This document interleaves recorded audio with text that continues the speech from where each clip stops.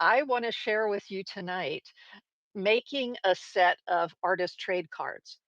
But it's making a set of artist trade cards by doodling. We're going to be doing some doodling. And the artist that inspired me to do this technique is someone named Jane Davies. So this is her Instagram, Jane Davies Art. And I have followed Jane Davies for probably 20 years.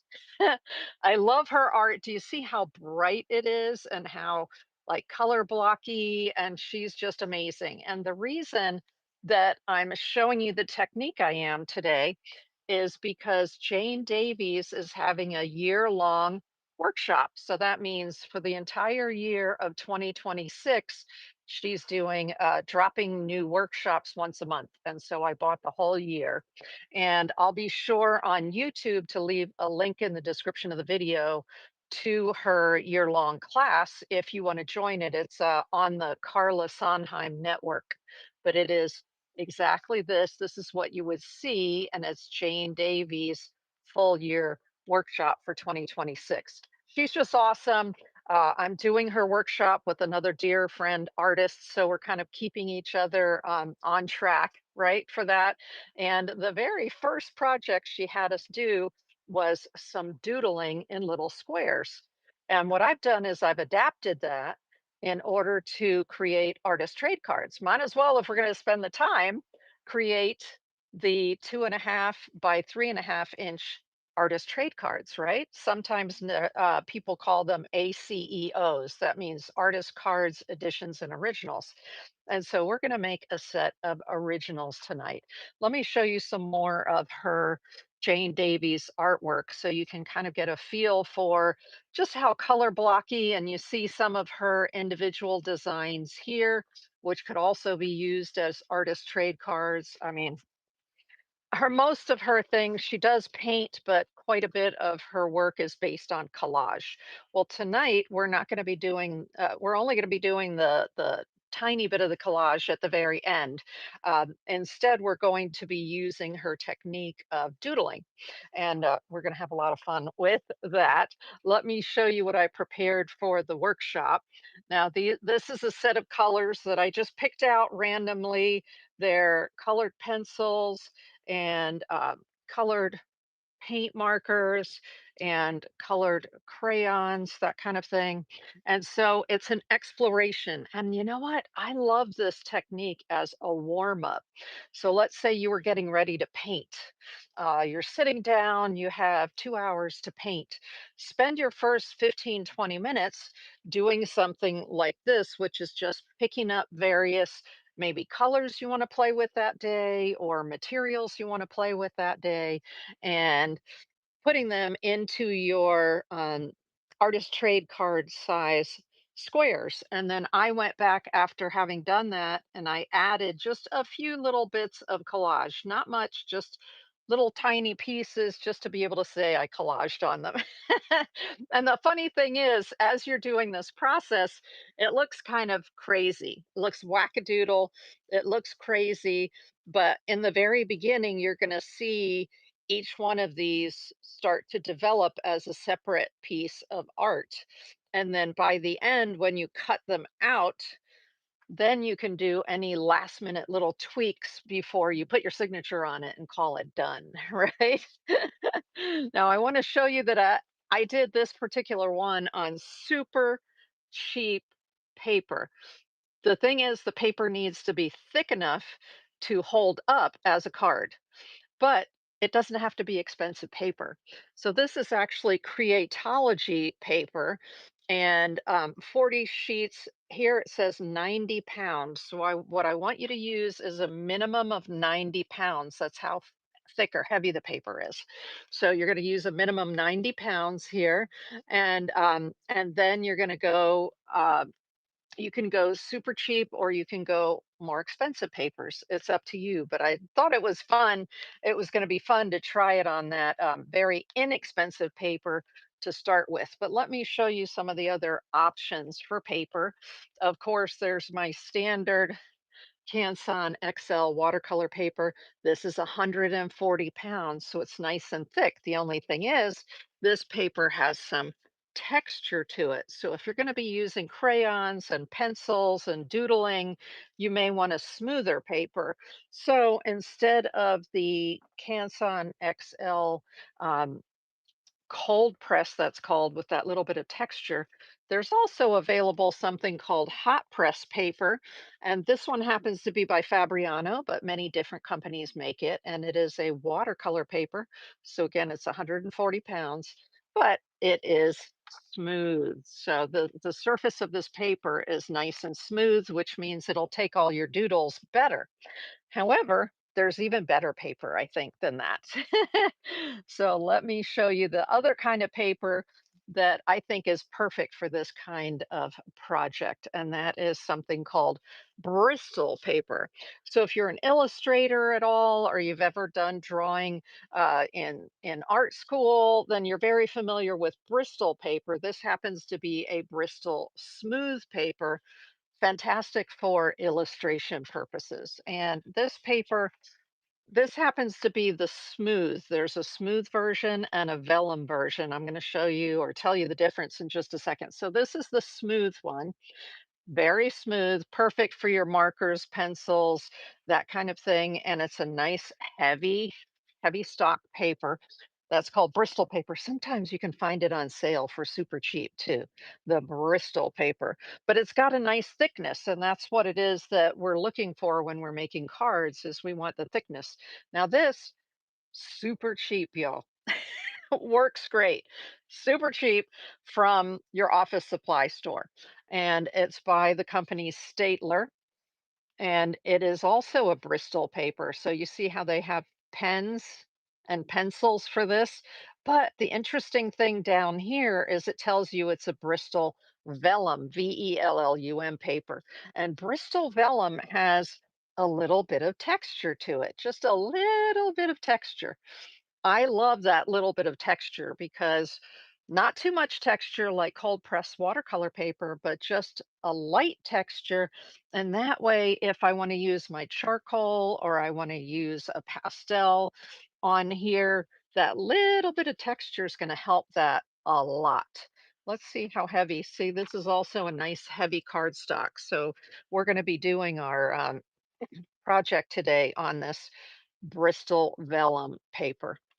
Like I said, super cheap, y'all. Just make sure it has enough weight. Feel the paper to be sure it has enough weight. And then, if you want to kind of do a real brain twist, try using black paper.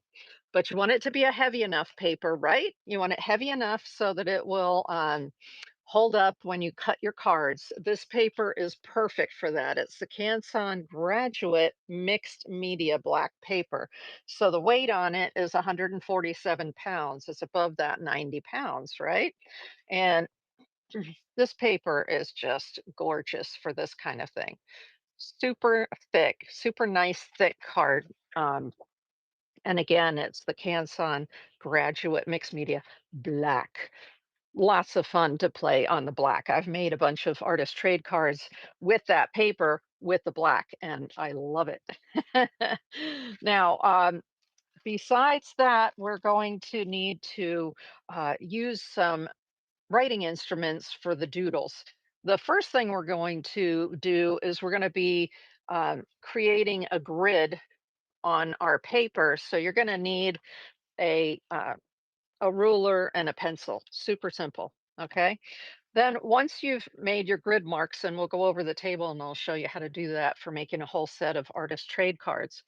Then you're going to want to put down some doodles. Now, you can paint the background if you want to with something like a watercolor or an ink if you want to.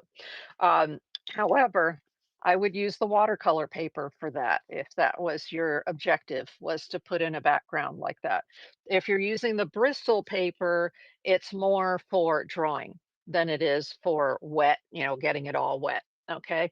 So if you're on watercolor paper, feel free to take some watercolors and make some splotches or just areas of color on the background if that makes you feel more comfortable. But I think once I show you this technique, you're going to be like, oh, that looks like so much fun. Some of the writing instruments we're going to be using, of course, are my favorite micron pens like this. Those are permanent ink. We're also going to use some charcoal. So charcoal can come like this. This is what's inside there. See the little charcoal pieces there. Or you can also use a charcoal pencil. I love charcoal pencils. And just so you know, charcoal pencils come in different uh, I like how hard they are. So sometimes this is a medium charcoal pencil. Some are hard and some are soft. So I would say for this technique we're going to do, you want to stay in the medium to hard range because you don't want dust getting everywhere from your charcoal. Okay. Um, we're going to use some sort of colored pencil. So this is a nice big chunky colored pencil, or here, it doesn't matter if it's water soluble or not water soluble. Okay. For this particular technique, you can use either one, whatever you happen to have on hand, just colored pencils. This is a fun color pencil. This one has, you see how the tip here has all different kinds of colors on it? Isn't that fun? I have a couple of those here. Um, that I picked up somewhere along the line, and they're a lot of fun to play with. Remember, this is a project to doodle, warm up, play, and get ready for your painting day. But the nice thing is, you can end up having artist trade cards come out of your play. And that's something that you can sell or share with other artists. Then we also want to look at some sort of crayons. So this is the Caran Dash Neo Colors. This is the pack that I have here, and I'll show you. They're adult crayons. They are crayons that are artist grade. They have artist grade pigments in them here. So let me put that one back in there. And you may have something called gelatos. Gelatos are a lot of fun. You can use those. You can use your woodies. So these are called Stabilo woodies because they're good for mark making, right? It doesn't matter that they're water soluble or not. Okay, so that means if you're using the Caran d'Ache crayons come in water soluble and non-water soluble, but for this project that we're doing, it doesn't matter which one you have because we're not going to be hitting it with water, okay? Another thing that some people might have, these are very similar to gelatos. It is an art crayon. You see where it says art crayon, and that is by Marabou. And the same sort of thing, you can get some fun marks out of that. Doesn't it look like a lipstick? But they're fun to play with. And then you have your big honkin' uh, markers like this. Now these are jumbo paint markers right here. This is the Artistro jumbo paint marker. Then we have a lot of people have the Posca markers. And then, oh, good. Hey, stay home to shop. Welcome in. Welcome in. And then this is the Pebeo acrylic marker. So these are all what we would consider paint markers. And I happen to like the jumbo size, and I'll show you why when we get over the table. But a lot of people just have packs of the smaller ones, like, for instance, ones that look like this, and they'll work perfectly fine for what we're doing as well. You don't need the jumbo ones. I just like some of the features of the jumbo ones. That's why I have those. A couple of other tools you'll want to have on hand. Um, for the very end of what we're doing, you're going to want to have a smattering of collage papers, and that's only if you want to put collage on. You don't have to. You can just do the doodles and be like, I'm good. Especially if you're doing a warm up before starting to paint, you may just want to do the doodles and you're finished. Call it a day, or go back to them later and do some doodle collage. Do some collage on them. But these are some of the things I like to use for collage. Old books. This is an old book of poetry that, from the library that would have gone in the garbage and been burned up. And I'm like, no, no, no, we can use it for art. Old music that's getting torn up. I got this from Salmon's Girl on Whatnot.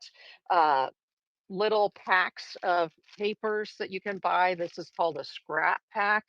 And so you can buy little scraps of paper like that. Um, In some of the art stores, you can get paper packs like this with really fun papers made in India.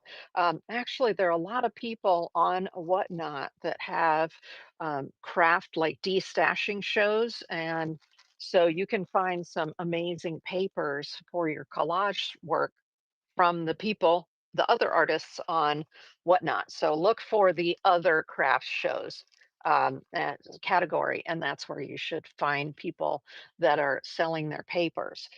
In order to attach the paper to our doodles, we're going to be using something called a matte gel medium, or some people use a fluid gel medium. It's up to you, whatever you have at home. Hey, you may have just Elmer's glue. That's fine too. Okay, or a glue stick, whatever blows your hair back. Um, I like to use the matte gel. That's an artist grade. This is a professional. You'll see here it says Liquitex Professional. This is an artist grade, and so I use this in large amounts when I'm doing big collages. But in this case, we might just add one collage element or two as we're going along. Also, I like to add little um, finishing touches with uh, pastels. So pastels come in different forms. You can get pastels in pencils. This is the Daler Rowney set of pencils. And you can see here that is a pastel pencil. The difference between a regular pencil and a pastel pencil is just that this is very chalky. It'll come off and it's very chalky instead of being hard like a pencil lead. And this is a great little set, the Daler Rowney set right here. Yee, with all the different colors in it. I love this. I love the tin because it's easy to store and travel with, right? Now, there's another kind of pastel that's generally very inexpensive. This is actually a very old packaging, very old one, but you can still get these today. It's the new pastel by what's the name of well, this says Everhard Faber, but now it's who is it that does that? The Prismacolor. Okay, so this is now the Prismacolor. This is a super old package, but you know what's incredible about pastels?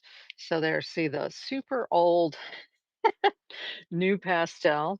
Um, check out how beautiful they are. Hey, this package is probably 50 years or more old, okay? But look at how bright the colors are. Oh my gosh, that's a beautiful thing about pastels. They really don't lose their color over time. And that's another reason why artists love pastels. Those are pastel, like hard pastel sticks. And I got myself a pencil case. And then when I travel, you can see here, I have a little pencil case full of these hard pastels because they're not as messy. And so I love them for travel. So that is like I like to put little finishing touches of color onto my piece with the pastels. Now, besides those that are like in sticks or pencils, there's another thing called a pan pastel, and it was it Barbara Florentine had asked me about the pan pastels before, and this is an example of what a pan pastel looks like. So instead of being in a stick, it's in a little pan like that. And the nice thing about this is it's very oh, thank you. Devin said, wow. The nice thing about pan pastels is that it's very compact, the paint in here, and so it's less messy. Like there's less uh particles flying all over the place. So it's a beautiful thing. I have a whole set of pan pastels. I don't have all the colors that they have yet, but I'm working on it. I'm on my way. Like, how many art supplies can I have? All of them, right?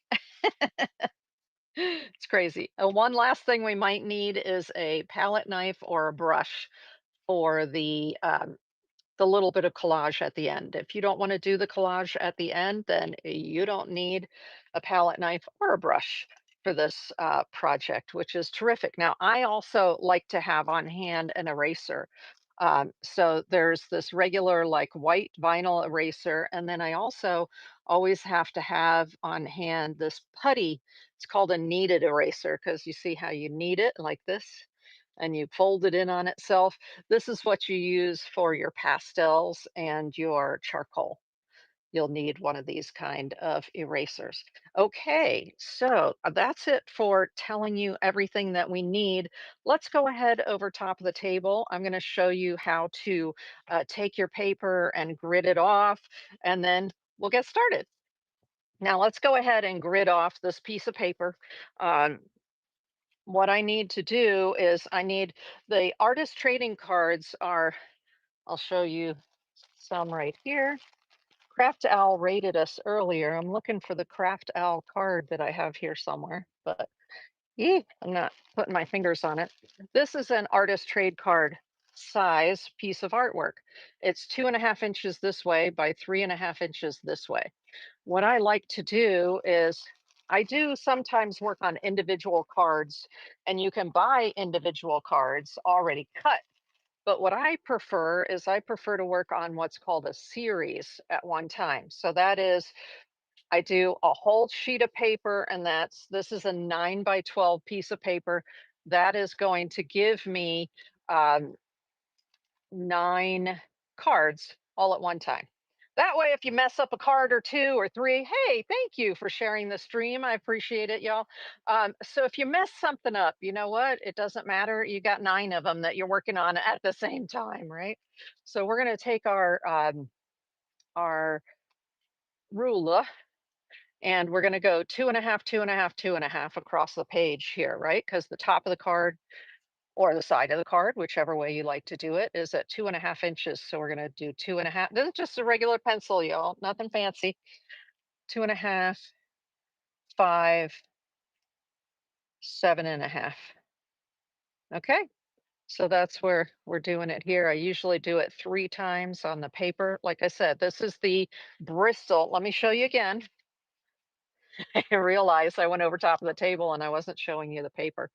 Here it is. This is the Statler Vellum. And you see where it says vellum, vellum surface Bristol paper. Okay. So where I can see I'm already getting dirt on it, but I'm not worried about it. It's all good. It's all good. So I'm putting my finger here and I'm making sure I'm butting right up to the edge. This is 9 by 12 paper. I'm doing 2.5, 5, 7.5. And you might say, well, Tristina, what about this little bit that's over here? You know, we're only going to go 7.5 wide. I use this to make bookmarks. Okay. So we do not waste the paper. It's all good. There's 2.5, 5, 7.5. All right. I go ahead and put these lines in. Oh, hey there, Memory. What is it, Memory Market Maven? Welcome in. Welcome in. I see you came in on an invite, so I appreciate you popping in. We are making a set of artist trade cards. I'm going to show you a doodle technique for making a whole set of 9 at one time. So let's go ahead here and make our line this way. So what we're doing is we've got our 2.5.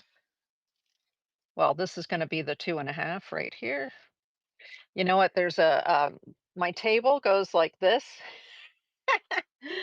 And so when I put my ruler down, it doesn't completely stay down because there's a seam in the middle of the table.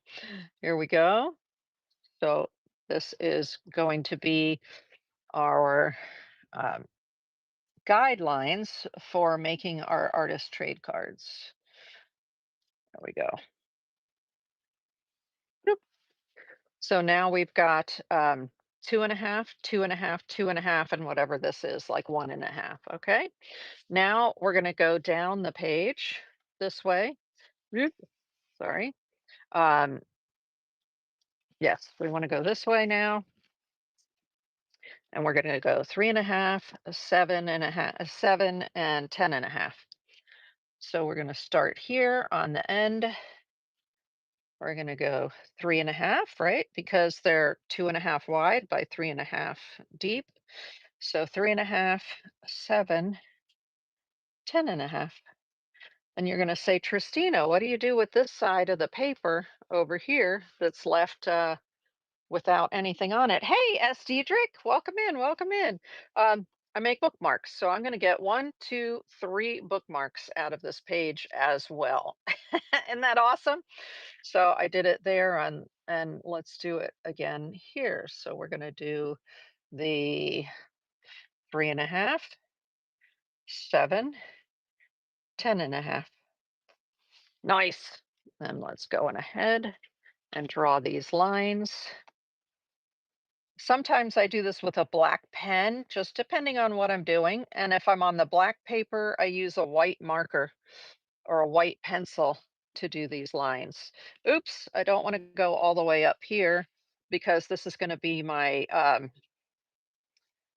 going to make two on this side of the paper. I'm going to make two bookmarks. Okay, so I actually don't want to go all the way up into this section. So let's do this one right here. I'll just start from here so I remember and go down. And then we're going to do this one over here. Make sure you can see that okay. Again, I'm going from this line over this way. All right. Now what we have is we have 1, 2, 3, 4, 5, 6, 7, 8, 9. 9, we're going to be able to make 9 designs. Now, whether we like all the designs or not, that's to be seen, right? Oy. Now, what I'm doing here, if you'll notice at the bottom of the page, I've got these sections. I want this to be a whole bookmark right there. So I'm actually going to erase the pencil here, and that will be a bookmark somewhere along the line.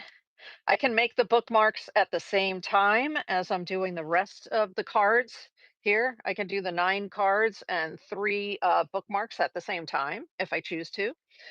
Let me see. Sometimes there are little marks from the pencils, and I like to get those off of there if I can.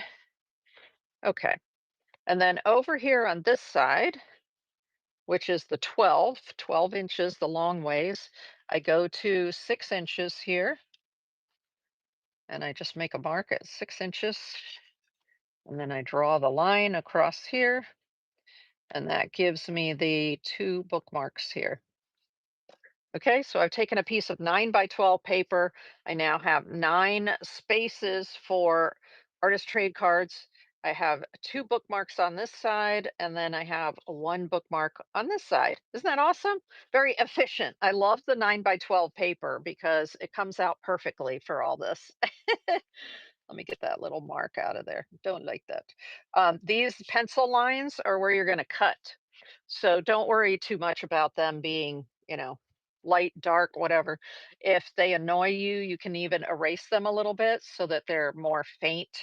Or you can use a pen of some sort, a permanent marker maybe, and make them more pronounced. It's all up to you, but I usually just use a pencil. That way I can erase if I need to. So we are done with these. We're going to put that away for now.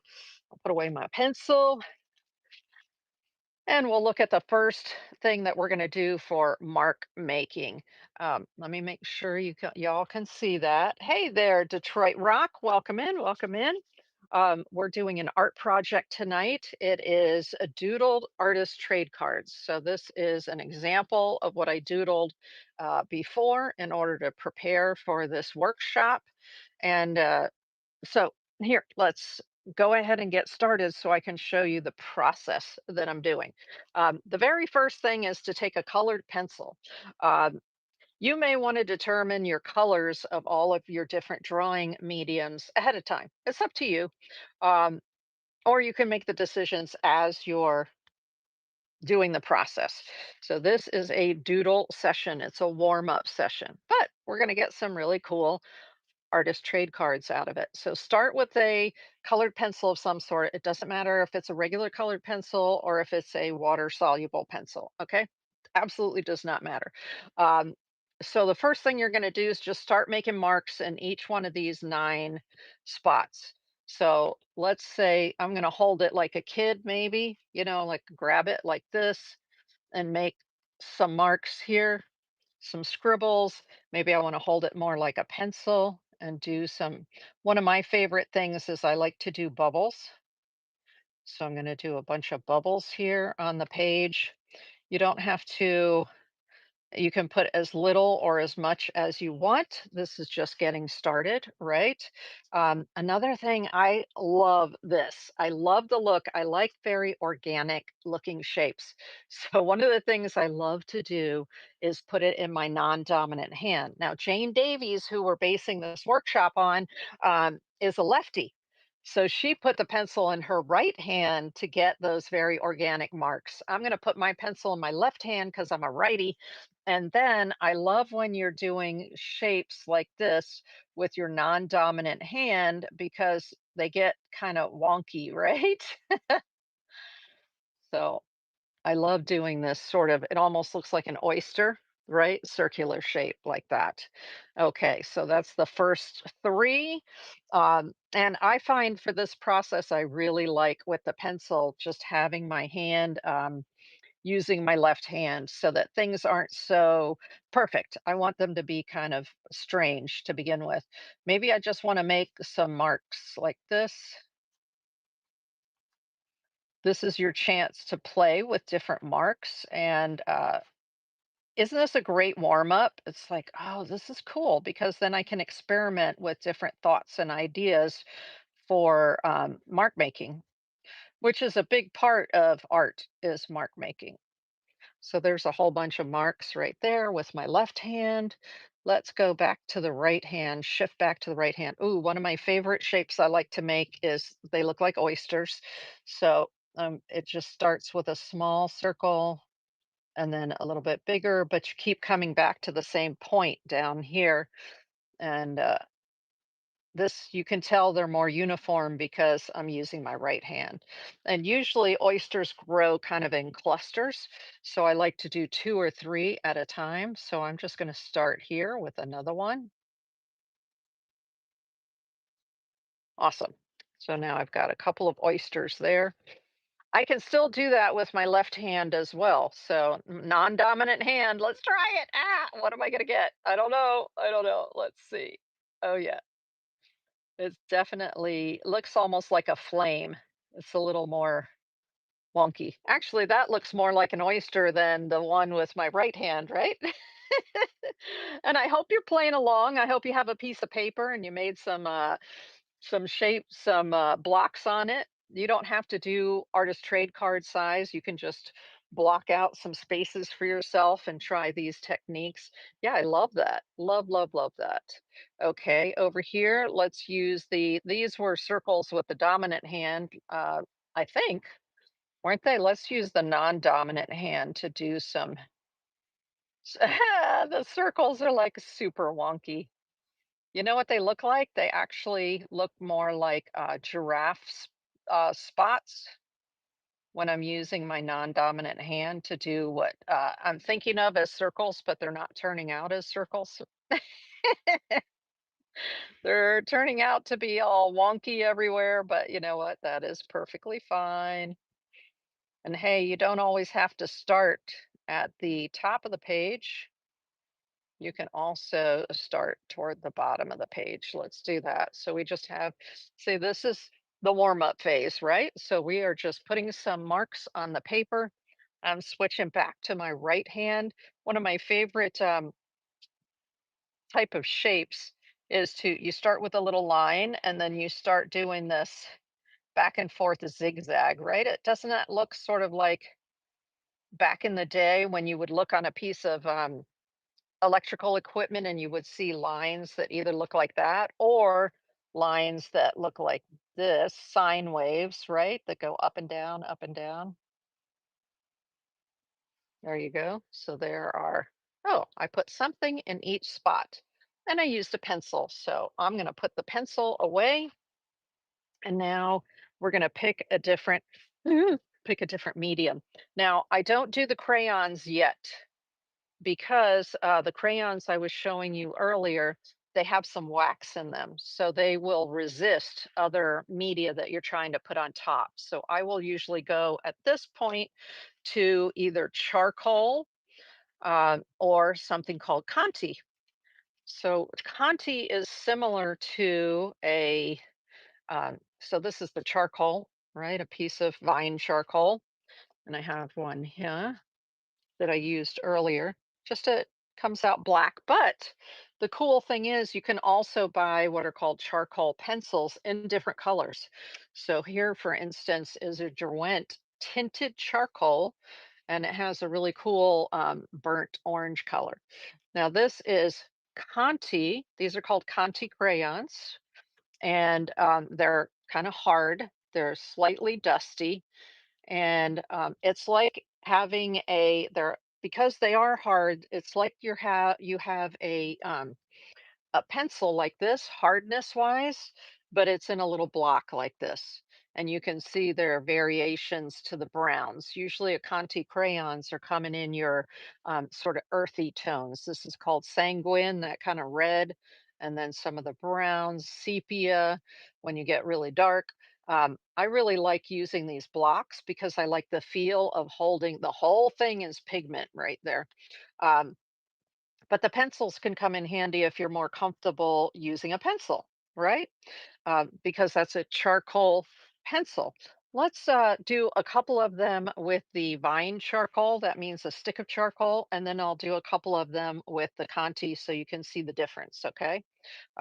So I'll just same, you can go back and forth between your fingers. And if you ever taken an art class before, like in college, they start you out with Conti and charcoal. So you'll be very familiar with it at that point. Now, what kind of shapes do I want to put here? I think I'm going to just make little dots. What I like about the charcoal is that it's going to make bigger dots, not little pinpoints, right? And so this to me looks more like maybe a leopard coat, is it, that has dots like this on it? Let's see. So there are some dots. Now, what you want to know about charcoal is that it smears a lot, right? So what I usually do is I will take a paper towel. Let me get a fresh one. And when I first lay it down, I put a piece of paper towel on top of it. This is the Viva paper towel. These are my favorites because they're more, see how they're like a cloth, right? They're woven like that. They don't have a design in them. These are what they call their signature cloth type paper towels. So I lay the smooth side down like this, and then I just rub over top of it. And what that does is that picks up some of that extra dust. See how the dust comes off? And it doesn't prevent it from smudging, but it helps. It helps with the whole smudgy. Okay, let's do another shape over here. So I think over here, I like to kind of do, oh, you know what? I think I'm going to do, I like the kidney shape like this. But when I do a kidney shape, you see how it looks like a kidney bean? But when I do that, it always makes me think of a peacock feather. So I'm going to go ahead and sort of draw a peacock feather here. Ooh, because that's what it reminded me of. Yee. And then I'm just going to do this. Might as well. Doesn't hurt. This is just doodle time. You can doodle whatever you want, whatever it makes you think about. And also, peacock feathers they have more feathers coming up off the top, don't they? There we go. Don't worry that you're going over top of your pencil. That's fine. This is just all about play, doodle, and uh, getting your drawing muscles going, right? Okay, I'm going to do this again. Pick up the excess dust from that. There it is. And then now that doesn't mean that I can't smudge it. I could take my finger in and I could go in there and I can still smudge a little bit. But it takes that excess dust off. Okay, what do we want to put over here? Maybe I'll switch hands. Switch hands. Ah! It's always such a challenge when I switch hands. Um, Let me just, one of my favorite marks to make is this. It's going to look like stitches. I show you. I make some marks and then I run sort of a line through the middle of them. And you see how that looks like stitches, right? Have I ever had stitches before? Yes, as a kid. I uh I was being chased by my brother and I went into a room and I slammed the door shut, to try to protect myself from my brother chasing after me. I mean, all in good fun. But yeah, I almost ripped the end of my finger off. So yeah, I've had a bunch of stitches right in here from being a kid. And I remember what those looked like. So now we've got some stitches going there. Let's see, what else can we do here? I'm going to do more of these. Now this is my non-dominant hand and I did this with my dominant hand. So let's see how it goes. I'm going to start at the line where they intersect. Oh, not bad. Not bad. Now I'm going to pretend like this is going behind this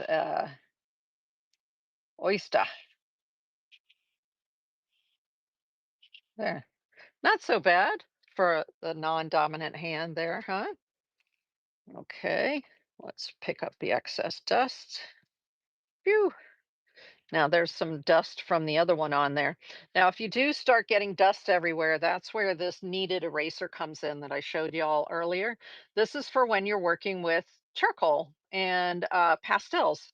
So if you do get some of the dust where you don't want it, you just simply dab up and down. You get yourself a fresh section, so that means you pull it a little bit and you bring it back together so you've got fresh eraser there. And then you just come in and you dab it and pick it up where it went that you didn't want it. Okay? So that's the way that you pick up the dusty stuff like that. Okay. Ooh, I like where we're going. I like it. I like it.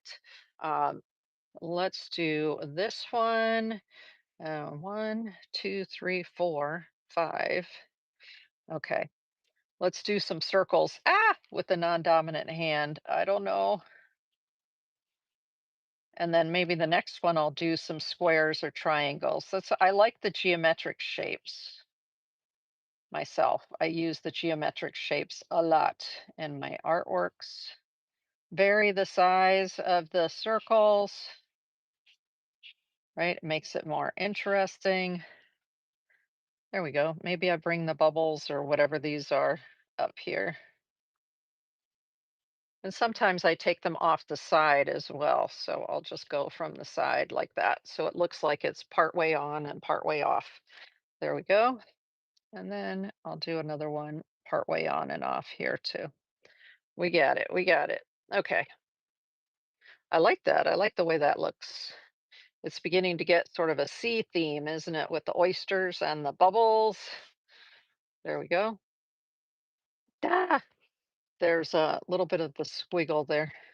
It helps to have a clean paper towel when you're doing that, but I am not worried because what are we doing? We are doodling and we're practicing and we're having fun, and it doesn't matter because you can always cover it up with collage if you want to later, right? If you go, that's a hot mess, you just cover it up with collage. Okay, now I wiped across it. You see what happened there? It kind of softened everything, but that's okay. You can do that on purpose. You see how it gives it soft edges when I swipe my hand over it? I'm like, okay, here we go.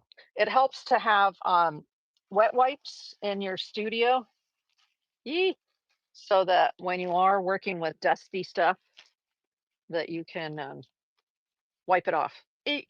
Your hands. There we go. And try to keep everything clean as you're working. Okay, so let's use the Conti now because I did 5 of them with the charcoal. Let's try the Conti so you can see what that looks like. Now next to me, I'm going to show you next to me here, I have a piece of scrap paper. So you can see I test my watercolors, I test my different markers and pencils on it. So I'm going to show you these two, the two different colors here. So this one, there's the color for that one. It's kind of like a light brown. And then here is the color for this one, the sanguine. So do you see these two right here? And I like the way that you can see they're not solid. They have sort of broken up by the paper and the grain of the paper. I'm going to use this red one, the sanguine color, because I really like sanguine. I have lots of sanguine in pencils and in blocks. Yikes. Yeah, I have a lot. Okay, so we're going to start with the right hand. And what shapes? If you think of shapes you want me to do, just shout them out in the chat. Because it's like you start to get to where you're like, okay, what shape am I going to do now? Um, Actually, I think I will do one of these right here with my left hand because I really like how they get wonky. And I'm going to go right over top of my pencil marks because why not, right? Now, see, I can do this because there is a corner here. See, I like the blocks because they have the corners. Okay, so I sort of brought that over there. Ooh, I like where that's going. I like that color combination. That's another reason to do these practice sessions, these doodle sessions, is that you discover things. You're like, "Ooh, I like that color combination together. I like those shapes together. Maybe I'll put this shape together with that shape," that kind of thing. It's all about exploration. Okay, so here, ooh, I have this really cool thing that I do. Well, I think it's cool anyway, where this looks like, in the old ads when you would see like a radio station and they were advertising that they're pushing their message out to all over the place. So you see how it looks like little waves, right? So let's just do this. Gee, and then I'll pick it up over here. There we go. That's kind of fun. Okay. You may prefer to do like leaves and flowers and whatever. Whatever blows your hair back, knock yourself out. Okay, what else oh, I like to do lines. Maybe I'll do some marks with the top of this right here. Let's see what we get. Hmm. Basically, we're getting a line. Depends on how I hold it, what I'm getting. Let's do that. And then I'll do some more over here. Maybe I'll just do them like this. Right? Those are interesting little marks that we're getting there.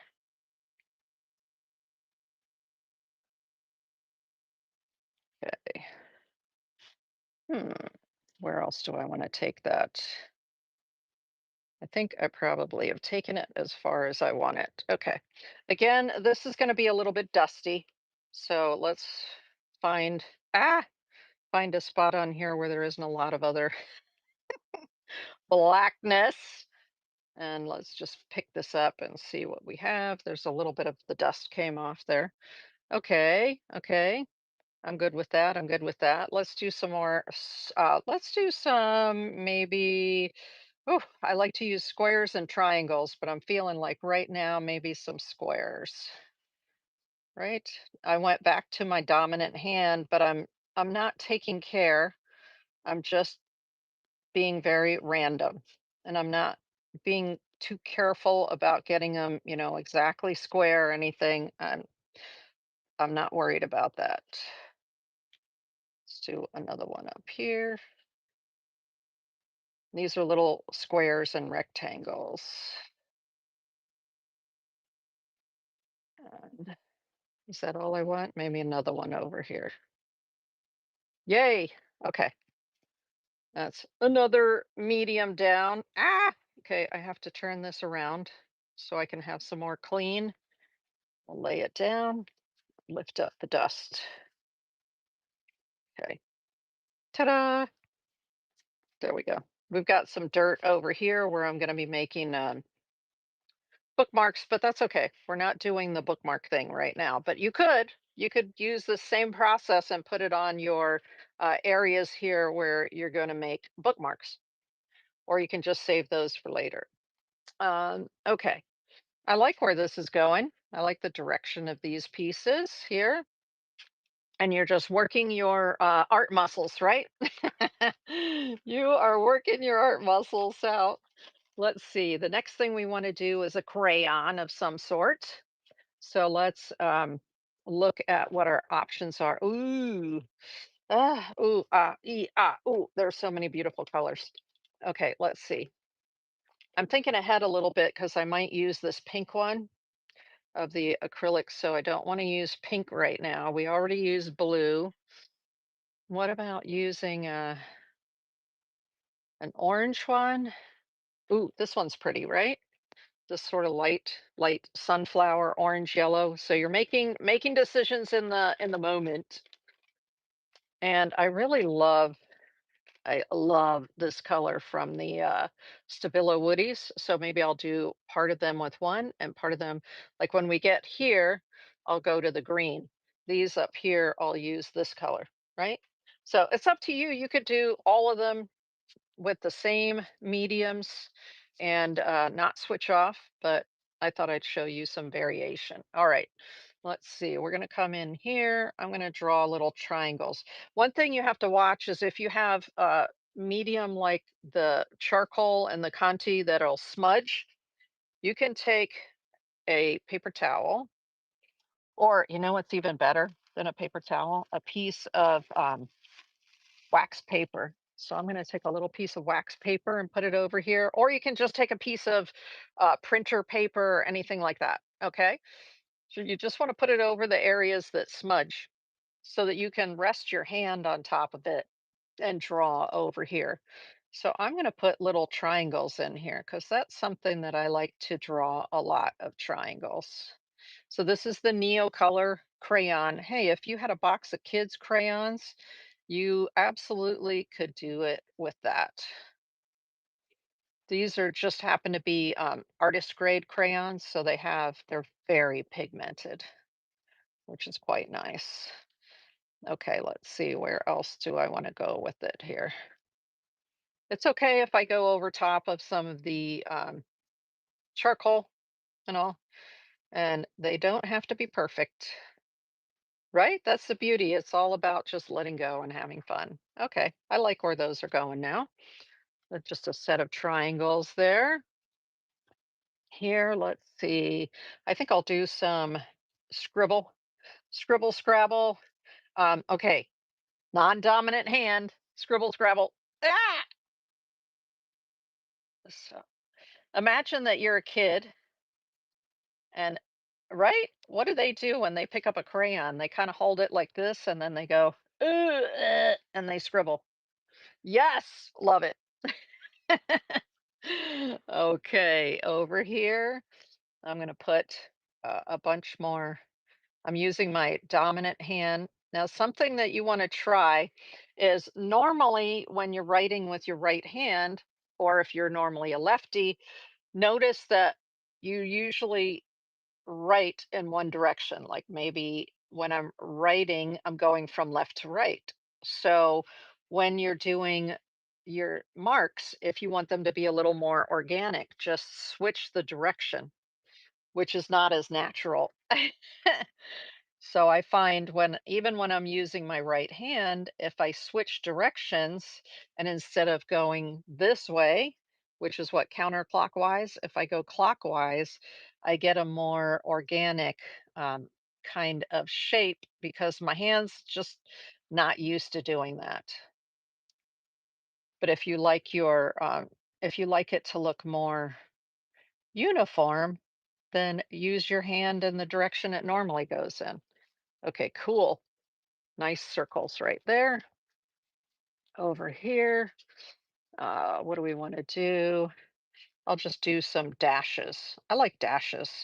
I make the dashes different lengths. Sometimes I just do a dot. I like to call it my rain, the rain design. So you see, it's like Morse code. You know what I mean by Morse code, which is used by the military? Dots and dashes. It's what they used to use on the little telegraph machines to send messages. So I do kind of a modified. Morse code on there. Okay, cool. I like where that is. And then this one right here. What do we want to do? What do we want to do? I think I want to do little, keep with sort of the ocean theme right here. Let's do little jellyfish. So I'm going to do that and then like that, right? Do you see what I'm saying? Right there. It doesn't matter if it's like perfect, if it's, what you had in mind, you're having trouble translating it into your hands. It doesn't matter. You know what? It's you putting yourself down on paper. If you don't like it, like I said, you can collage right over top of it. But I invite you to do this as a practice. Like I said, you don't have to like it. When I make artwork or I make jewelry, what I discovered is it's not always for you. When you're creating, just get in the creative flow, do these exercises, let go, don't predispose anything. And the reason is this may not be for you. If you're creating something to sell or to give to somebody, it may be absolutely the perfect thing for them. It doesn't have to be your favorite. It can become their favorite. All right, so I put some little jellyfish on there. Now let's switch off from this crayon and I'm going to start using the woody. Now, just so that you know, this neo color that I'm using, this crayon, is not water soluble, but this woody is water soluble. So just be aware of that if you have any water around. As a matter of fact, time to hydrate, y'all. Yes. Mm, nice. Okay, I needed that. Um, let's just switch it up here. We're going to use this crayon, a different kind of crayon from Stabilo. Yee, what am I going to put here? Oh, there's something besides the circles. I like to do the Greek key, it's called.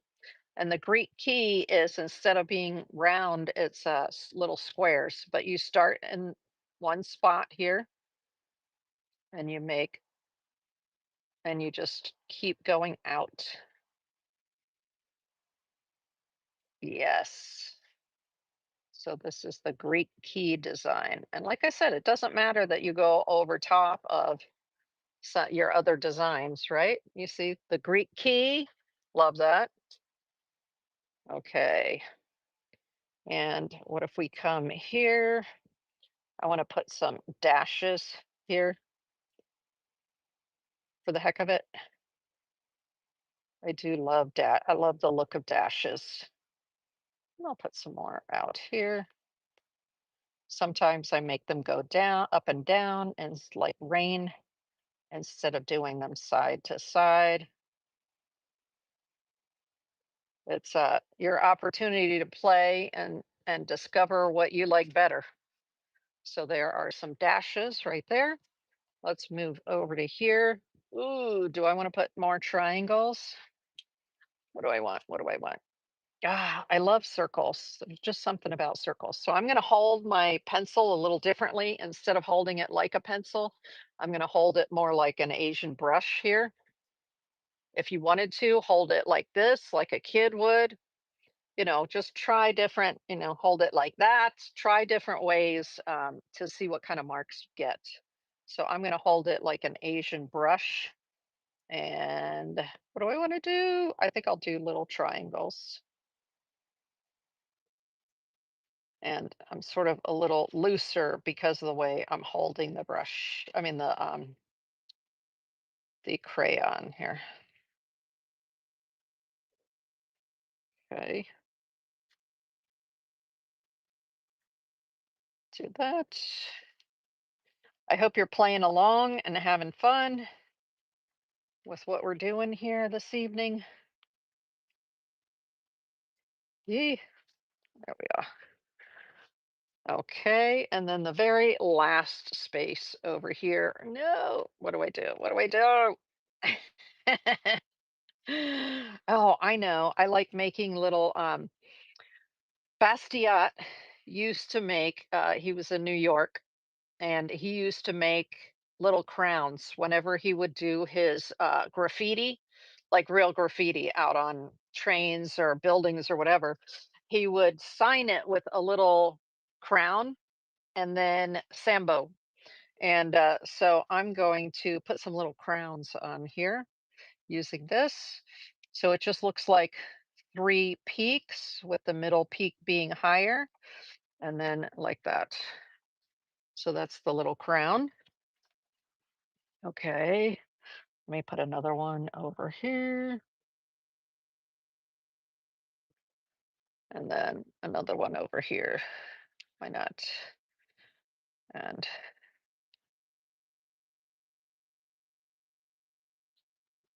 there we go.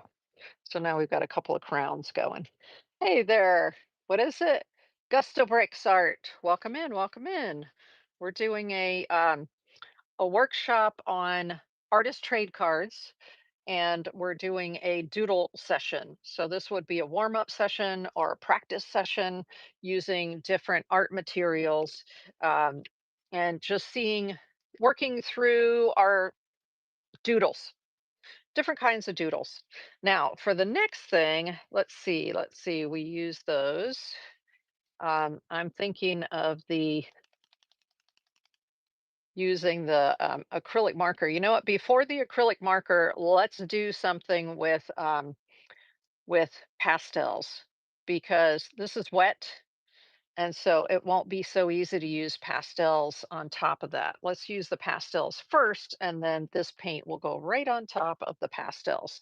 So I showed you earlier the different forms that pastels come in. We've got pan pastels.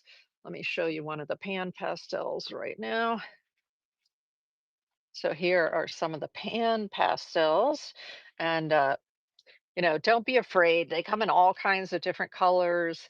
Um, and they have these, you can buy these separately. These are little trays, so you can just pop the top off like this. And then you have access to your pan pastels very quickly. Um, and what I like is I like to just, for something like this, I just like to use my finger and go right in there and get some of the pastel on there and then start applying it to my background. If you're not comfortable using your fingers, no problem. You know what you can use? You can just use a Q-tip. Let's use a Q-tip.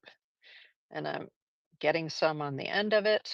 And then the same thing, you can come in here and just apply it with the toothpick. I mean, with the Q-tip. And I'm just making some interesting little areas here like this. I like the pan pastel because there is a little less dirt and a little more control over it. Let's see, where else do I want to put one? Maybe right here on the edge. There's a little bit of dust, but not very much. Okay. So for instance, there you go. You can see the yellow dots right there. Now, there are some other tools that you can use besides your finger or Q-tips. You can use a makeup sponge. And the nice thing about a makeup sponge is you see how it has sharp edges to it, right? So let's take a sharp edge here and get some of the pan pastel on there. And then I can make lines instead of just making uh, dots. And let me do some going this way. Okay, there we go. I've got some yellow in the background there. Now, another thing I can do is there's something called a um, soft tool. And so when you're using pan pastels, these are really nice.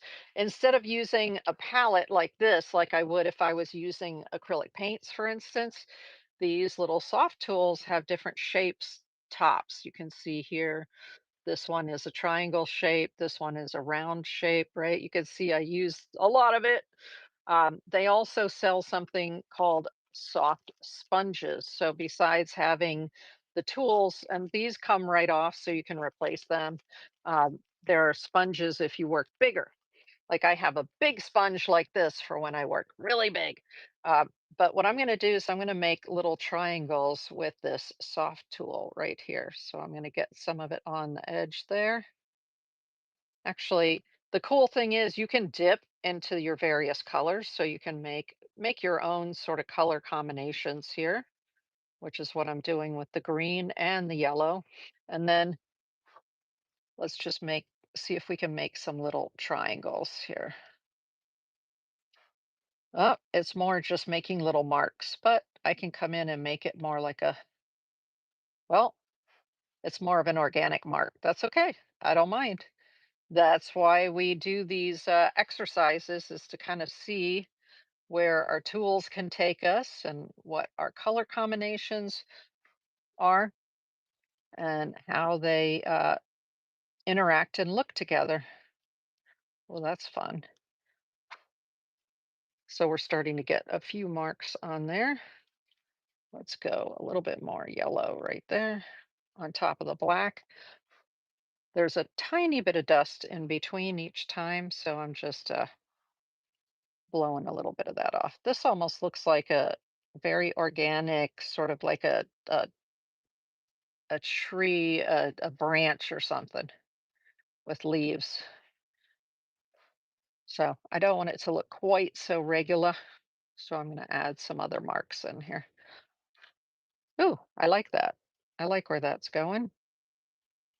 And we'll put a little bit more out here. There we go. So now we've got some of those marks on there. I like using my finger or the tools the best. Those are my favorites. Let's see. I think I'm going to use this green and make some fun marks. The reason that I like to use the vellum paper instead of the smooth Bristol paper is that this way it'll take your pastel. Let me show you up close what I mean. Here, the pastel is actually able to grip onto the paper because the paper has a little bit of tooth to it when you're using the vellum. Okay, so let's put just a little bit more right here, and we'll just leave that one with 3 spots. Isn't that fun? Ah, love that. Okay, let's see. We have to come into here. Maybe I'll take some of this pale yellow here, and I'll just put the pale yellow in a whole section right here. Instead of making a particular spot with it, what if I just sort of bring it down and color that whole area? And then I can do the same down here, just sort of color this whole corner. Why not? Now I don't want to take it over top of where the charcoal is, because otherwise I'll smudge the charcoal all over the place, but that's kind of fun. Gives you a little bit of background color there. All right, I'm going to put these away because I want to show you using stick pastels now instead of the pan pastels. So uh, we've got, we can either use the pastel pencils. Ooh, what do you think? Purple? Purple. Love purple. Um, so I am going to test it first on here. Yes, nice. Okay, cool. But it is pastel. It's just it's not quite as dusty again as your sticks of pastel. So here's a purple one. What shape? What's the next shape? Hey. Okay, circles. Time for more circles. Going in the opposite direction. Just do this. That's the advantage of having a pencil, right? Is that you can actually make shapes just like you were drawing, or you are drawing. Okay. Purple. I'm loving the purple. Okay, there we go. I'm going in the opposite direction of the way I would normally write so that they're just slightly more organic looking. And I'm going off. You see how I go off the side there? Because I know I'm cutting right there. Okay. Um, I like those. Eee. Let's see if I do this. Does it pick anything up? It picked a little bit up, not too much. Okay, cool. Love it. Um, you know what I'm going to do with this now? I'm going to slightly color in these, but not perfectly, just sort of kind of color in these shapes here, just going back and forth. There's a little bit of dust coming off of the pencil, not too much. Yee. There we go. Oh, that's fun right there. The red and the purple look good together, right? And then for these last two, let me get out a stick so you can see the difference here. And oh my gosh, y'all.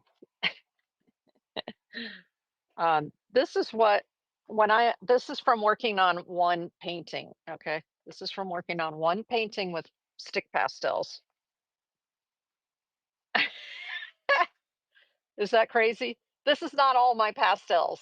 This was just from one painting, one large painting.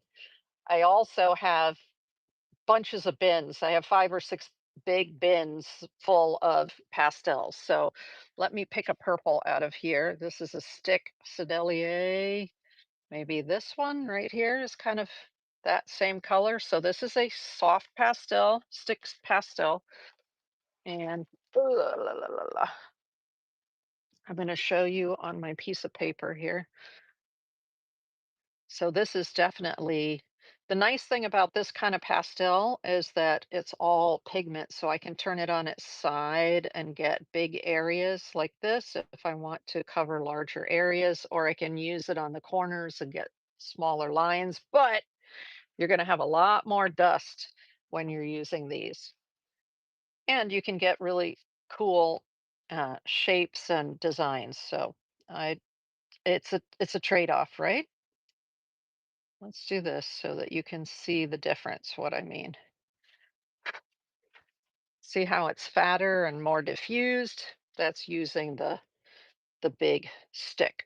All right, what else are we going to do over here? Maybe I'll do more of this, but coming. This is like when you're throwing a rock into a pond and then you get this ripple effect, right?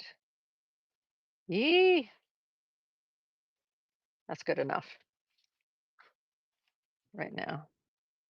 I know some artists would be like, don't blow it. Um, you're supposed to take it and just dump it into the trash bin because otherwise you end up with pastel dust all over the house. But I'm okay with that. All right, so now I've put a little bit of purple in these four right here.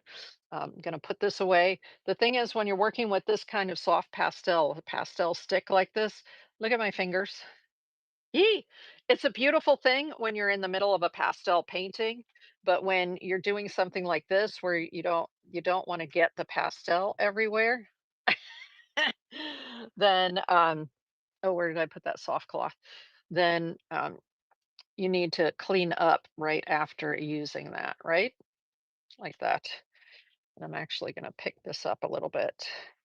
And I'm going to use my sticky eraser, and you won't necessarily get all the pigment up.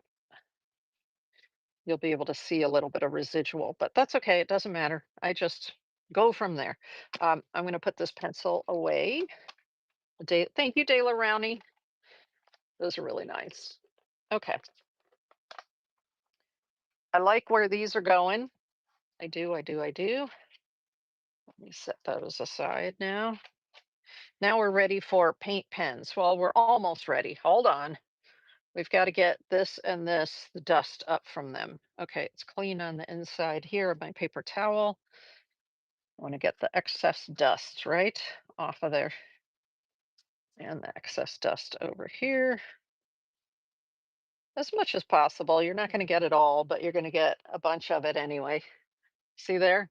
The big stick or the big pieces, they release a lot more pigment. And there's also some, there we go. There was some dust left there, but I like where these are going. I like it. I like it. Now I love pink. Pink. So this is a pink marker, acrylic paint marker. I also recently just got myself same size. I'm going to show you. I'm so excited. These are awesome. Yee, these jumbo markers. So these jumbo markers are from Artistro. Yeah, Artistro. And they're the same big old tip like these Pebeo ones. And super economical and all of these colors, right? It's crazy. The silver and the gold are also like really beautiful in these, but I'm going to show you why I love jumbo markers and why I recommend investing in the jumbo markers. Yes, you can use these kind of markers if you have them, right? Paint markers, but you can get the same kind of line with the jumbo marker, but you can get a whole lot more with the jumbo marker. So here, this set of jumbo markers from Artistro, you can see here they are on white paper, and you can spray them with water and get all kinds of really cool effects. Just think of them as paint. They just happen to be in a marker and just beautiful. And then they're very opaque. So you see how they look also here on the black paper. Oh, so nice. So nice. I'm going to be doing a lot more with them, but we're not going to use the blue right now. Oh, another kind of marker is the I showed you earlier, the Posca marker. The difference is you see the size of this Posca marker and the size of this Pebeo marker. They're almost the same, but the difference is when you open the Posca, you see the kind of tip it has? It has a chisel tip. So you can get multiple marks out of the chisel tip. Where's my paper? Let me flip this over and I'll show you. So the chisel tips are nice because you can get that kind of mark, and then you turn it on its side and you get that kind of mark, and then you turn it on the corner and you get that kind of mark. So you can get multiple widths out of a chisel tip, which is great. Love chisel tips. This is the Hevio. And the same with the Artistro Jumbo, have the same kind of tip as this Pebeo. It's 15 millimeters wide. So these are pump markers. You heard the little marble inside there, so you have to shake them real well. And then you have to pump them to get the paint to flow. But here, your mark is going to be 15 millimeters wide or 5 millimeters wide, or you use the corner and then you get your thinner lines. So that's why I like these larger markers. They cost more. Or in other words, you're investing in them in the first place, but then you've got the flexibility of all of these different line widths, right? When you're using a larger marker. So I love the larger markers. Here we go. Ah, I got some purple over here. Hold on a second. Some purple came over onto here from my paper.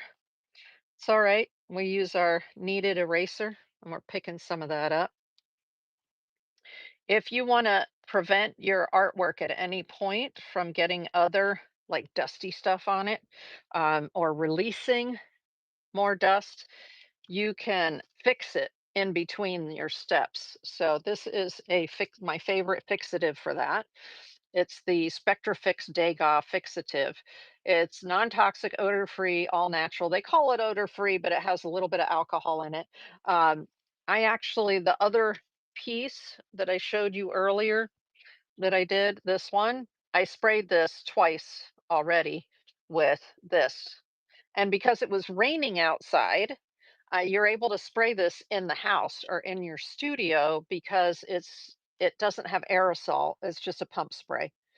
Isn't that awesome? So I just took it near a window, put it, even though it was raining outside, put down a piece of newspaper, and then was able to spray this a couple times in the house without that nasty aerosol spray. So definitely my favorite when it comes to setting. So you can set this at any time before putting another layer on it. You just need to give this about 10 minutes to dry in between layers. Okay, okay. Let's put this on here. Ah, there's so many options. So usually I like to do little dots and dashes, little rectangles, and you'll see it in some of my other artwork. You'll see these little rectangles from this size marker right here. And you can see this particular color, this pink.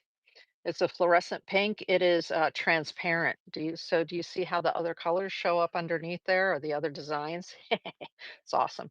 All right. Let's just do that was using this wide part. Now I'm just going to use this little the 5 millimeter going this way. And I think I will just do this like this. And like I said, it's so cool because you can still see through it to whatever is underneath. There we go. That's sort of like a tower, right? Over here, over here, over here. I'm going to use a corner so that I can get a thinner line. And let's do some more. Let's see. I think I want to go like this. I want to do some of this. Yee. Oh, that's kind of fun, right? And I like to do things in odd numbers. That's from growing up in Asia. It was like everything's in odd numbers because that's more balanced. So here we have three. Now over here I did four. Technically, I would add like three more, five, six, seven. Let's do that.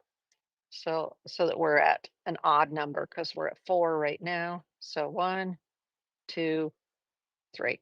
So that's going to give you better balance in your artwork if you're looking at odd numbers. I don't know how many there are here, but there are enough that it's not going to make a difference.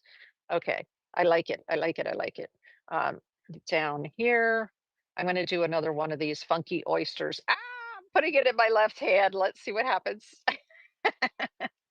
Oh my goodness.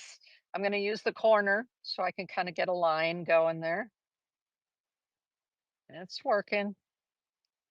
It's kind of working. Look at that. See? It looks more like a real oyster, doesn't it? Because it's all over the place. Ooh, I like that. Oyster on top of an oyster, right? And then over here, I definitely, and that was Jane Davies saying, use your non-dominant hand. And, I know about that, but I haven't done it for a long time. So I'm really appreciating that she reminded us of that. Okay, something else. Um, under the sea, right? I think I'm just going to do more bubbles with this. Again, non-dominant hand. Let's see what happens to my bubbles. They're a little bit wonky. That's okay. So it's just going to look like there are little bubbles going up the page here. A few more over here. This one right here. Oop, that wasn't so round, was it? That's okay. Nice. Okay. Over here. Um, do I want to continue the pink? You know what? This is my favorite. I think my favorite all-time color, marker color, is the fluorescent pink. Oh, okay. So I'm going to continue with the pink just because I'm obsessed. Um, okay. I'm going to do another one. No, no. Let's see. Some more lines. I like doing these little boxes. Let's do some that look more like little squares. Right now, that's right down the middle of the page. So I want to go one way or the other and create, ooh, let's create some marks right here in between each one of those. That's kind of cool. And then what if we turn it this way and make some sort of a grid, right? Let's just make sort of a grid here. Hmm, interesting. Okay, that's an interesting shape, right? I likey. And then let's put a few more of these over here to sort of finish off the concept there, right? Oh, I like it. I like where that just went. Okay, so this permission to play, right? This is your opportunity. Okay, over here, what am I doing? What am I doing with this? For one thing, I can see I need to clean it up just a little bit. So I'm going to bring in my my little eraser, my kneaded eraser. Gotta clean that up. Just well, what if I decide that instead of cleaning it up, what if I smear it a little bit? And you want to smear it in this particular direction, right? Do we want to smear it this way or smear it that way? I think we want to smear it. Oops, sorry about that. There we go. I think I want to smear it this direction. So, eh, wish me luck. Cool. I'm cleaning off my finger and then eat. There you go. So I just decided to take advantage of the fact that that likes to smear, and I smeared it on purpose. B. Okay. Okay. Okay. Now let's bring some pink in there. It's all about what if, right? What if I do this? What if I do that? I used to tell my students, if the question is what if, the answer is try it. Well, let's see what other design I want to put in here. Probably more. There are already some circles on there, so maybe I want to just do some more circles. I'm using my dominant hand, but I'm going in the opposite direction of the way that I would write. So the circles will be a little bit more organic. There we go. Oh, bold, right? Isn't this color bold? And you see how it goes. It's just a paint pen. It'll go right over top of the powder from the pastel. There we go. How do we look? Let's get another one here and a tiny one over here and another one over here and one up here and maybe another one, like a half a one down here. Okay, I like it. I like it. Um, two more left. Ah, okay. What do I want to do here? I feel like I want to go into my non-dominant hand for this one. And I want to sort of mirror what's going on here. So I am going to do start down here. And I'm going to do like you back and forth like this. But remember, it's my non-dominant hand. So it's going to look kind of wonky, which is fine. That's the idea. All right. And then over here, I want to do some more of the little, my little, this time I'm using the widest part and creating these little rectangles. And then I'm going to come over here in between where those rectangles are. So you could see you could get yourself a sort of a checkerboard look using these. Let's do that. I'll kind of put some more over here. So you have that checkerboard feel, right?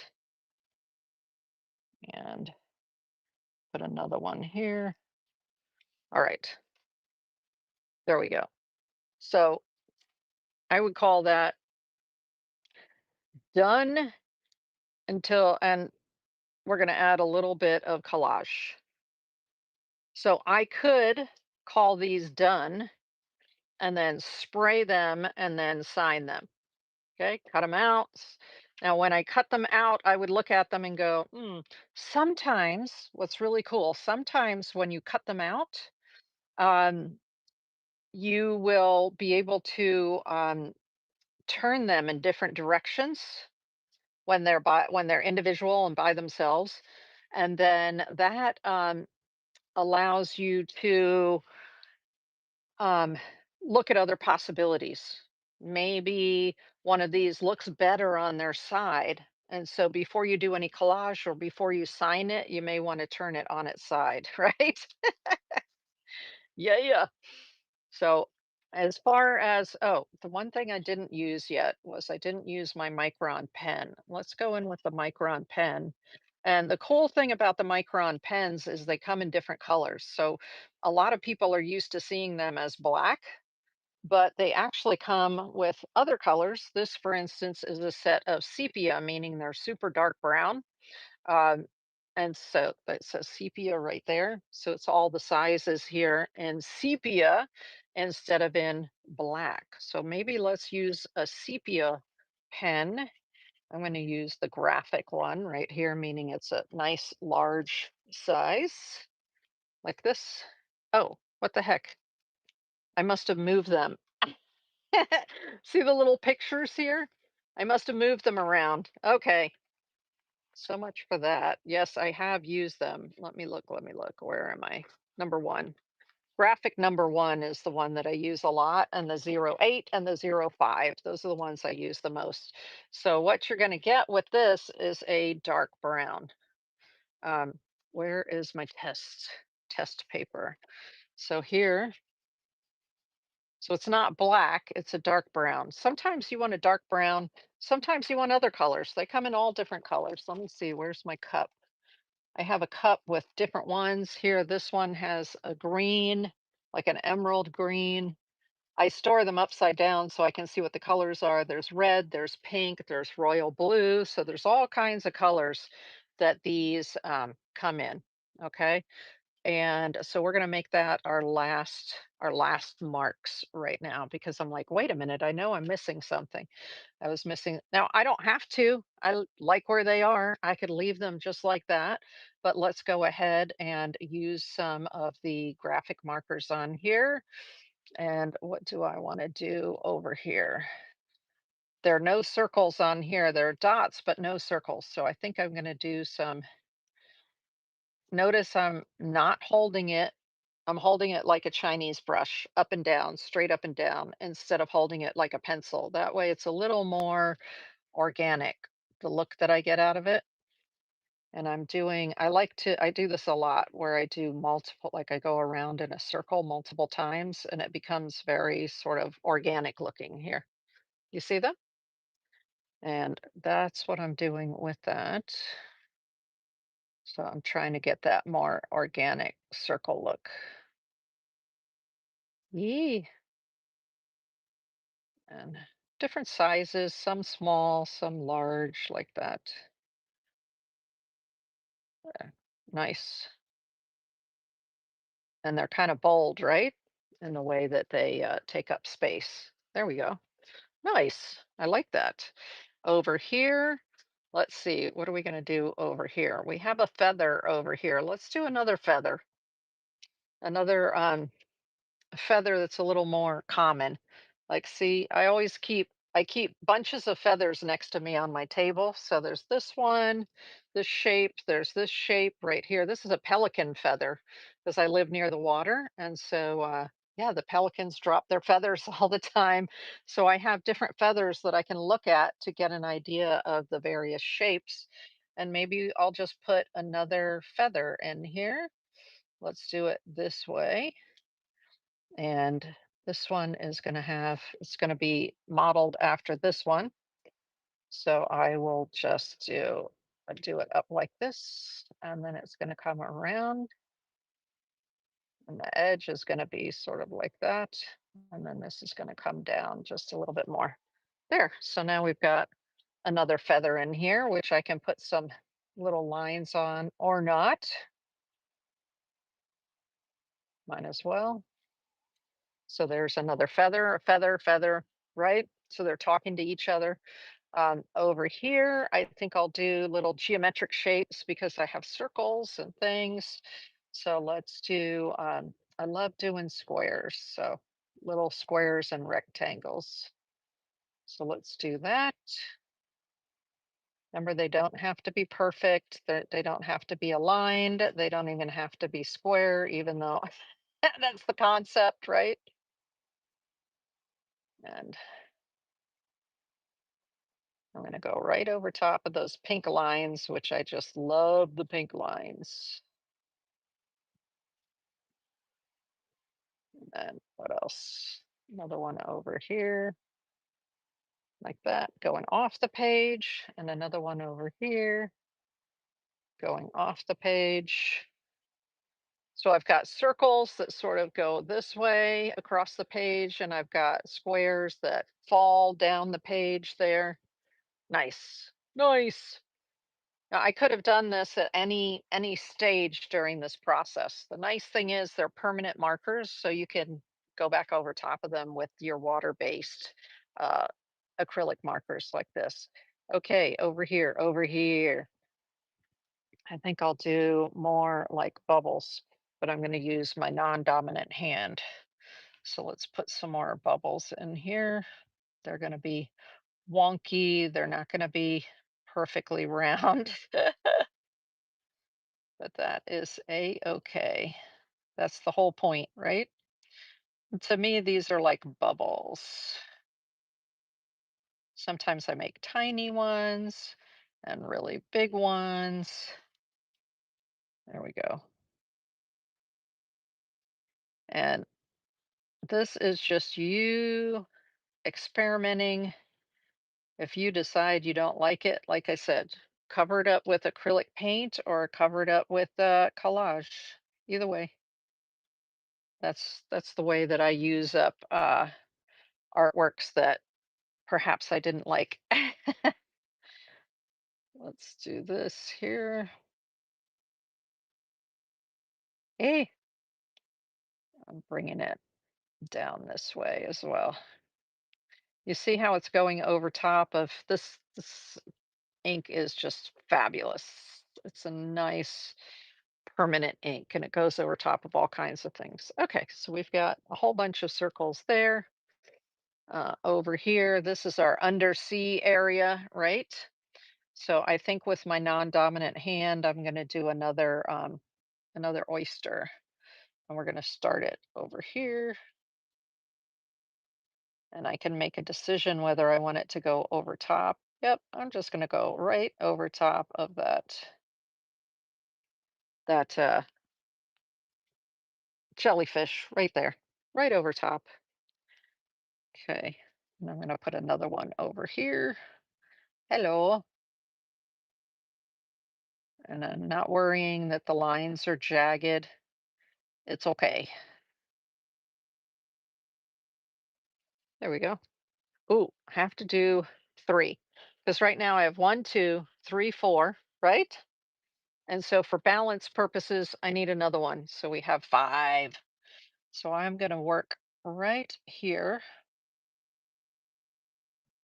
so it's close to that other one. I'm using my non-dominant hand because I want it to be a little bit organic, right? Ah, don't get stuck. Keep going. There we go. Okay, cool.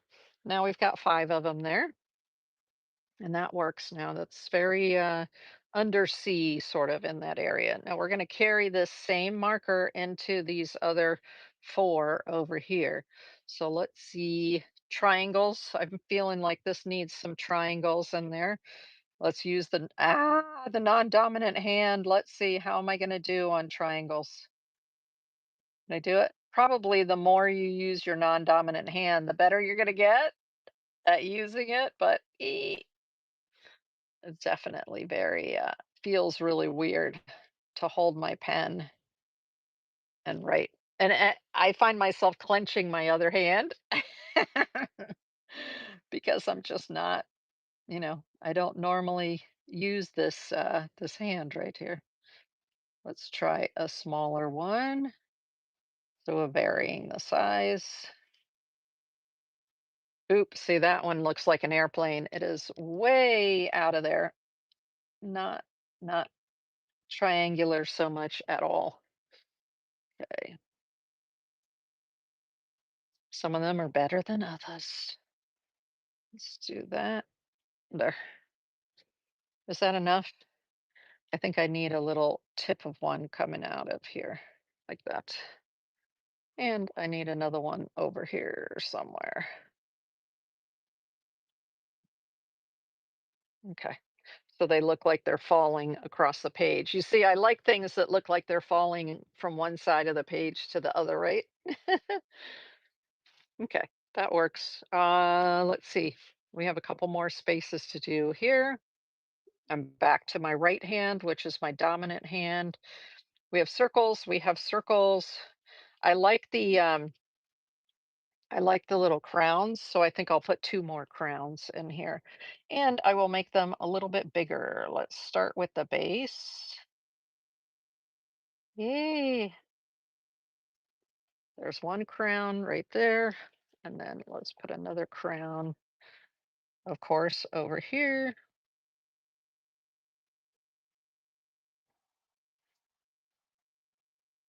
There. That's kind of fun. Now we've got 2 crowns in there. I mean, 2 plus the other 3, that gives us how many? 5 crowns. Okay. So we're doing well when it comes to balance, balance, balance. Ay, what's going on here? Okay, this needs something like this, right? This needs the radio waves, I like to call them, because we've got the sort of snake here. We have the sharp edges here. So I'm just going to do this and bring some radio waves in there. There, that's good. Half is fine. I don't need to go all the way. And then, oh, one last one. Somebody that I don't know is trying to call me from Texas. Okay, let's go over here. Our last one, yay! And then we can look at a little bit of collage. Um, Okay, okay, okay. So you see how this can help you in your whole process of uh, selecting colors, selecting shapes, getting in the flow of creating before you start to actually paint, right? You're working your left side and your right side of your brain because you're going back and forth between your right hand and your left hand. Ah! So you're trying to coordinate everything, get it all together, right? And like I said, I love the look of working with my left hand. Um, these lines to me are just divine. So that's something that I will be doing a lot more of because I really love the look of it. Okay, what do we need over here? I'm wanting to say more triangles, but I'm thinking that um, I need to do these. This is a sine wave that goes up and down like this. So I'm thinking I need to do some. Ooh, I know what I can do that I haven't done yet. You see the little grid right here? But one of my other favorite grids, they look like they're flying grids. And that is where you curve the lines. So we're going to curve a line, curve a line, curve a line. They don't even have to be exactly going, perpendicular to one another. And then you're going to curve a line, curve a line, curve a line. So I call those flying grids, right? Those are so fun. Okay, let's do another one down here. Curve, curve, curve, and then curve, curve, curve, like that. See? But I have to do 3 of them, right? I can't just do 2. No. Okay, I think I will put another one, little one up in this corner because then I can do something collage wise down in this corner. Okay, so let's get another one that just goes like this, like this, like this. And then I'm going to do it this way. There we go. So we have a couple of flying grids. That's another shape that I like. Yay! Clap, clap, clap, because we have completed all 9 of them. Yay. Now, these could be finished artworks right here, right? And normally what I do is I cut them right now, and then I do my collage after I've done the cut. But before I do the cut, I'm going to spray them. So what I'm going to do here is I'm going to take a piece of newspaper, and let's put the newspaper down here so that as I spray it, it doesn't get all over everything. Eek. There we go. So again, this is the technical name is uh, curvilinear grid. Thank you, Caroline. Caroline, you are correct. A curvilinear grid. I love it. And so now I'm taking my Degas fixative, which you can use in your studio. It only has a little bit of an alcohol smell because yes, there is alcohol in it. And you're not gonna spray it directly on your surface. You're gonna spray it up here and let it fall down. So I'm holding it back here and I'm spray, spray, spray in that direction. And as I move back, I'm spraying some more. There we go. And this is casein based. So you see the cows that are on there? The the It's a milk protein. Casein is a milk protein, and that's what is in this. And this is the same spray form or similar formulation to what Degas used on his pastels. And like I say, there's only a very light smell of alcohol right now, and that's it. Not like this is the other fixative that I use a lot, which is the Kamar varnish. Stinky, stinky, stinky. I only use this outside. I will not use that inside, but this is fabulous because you can use it inside. So let's go ahead and take this off of here and cut it. Now I could use my, let's do that. Let's use my heat tool. Yes, I have a heat tool here. Right. So the nice thing about using a acrylic markers and permanent pen is that this is going to be a little bit wet. Let me see if I can show you that. Can you see some of the wetness on there? And so, and that's why the paper's curling because it got a little bit wet, right, from that. Now, the alcohol helps it to dry off pretty quickly. But yeah, so you can use a heat tool on it like this if you want it to dry all the way. You see how the paper is starting to go back all by itself. It's beginning to flatten. Now, normally I would put 2 coats of the spray on. As a matter of fact, let's go ahead and put a second coat on. And that's how it doesn't lock everything into place. If you do like 4 coats, then you're going to lock in all of this fuzzy, the stuff that's the pastel and the charcoal. Now, when I spray it a second time, I turn it 90 degrees like that. Normally, if I'm going to do it 4 times, I'll do once this way, once this way, once this way, and once this way. Okay. And give it about 10 minutes in between each one to dry naturally. But for right now, we're going to turn it 90 degrees and we're going to spray it again. There we go. And I'm way back here, right? Can you even see me?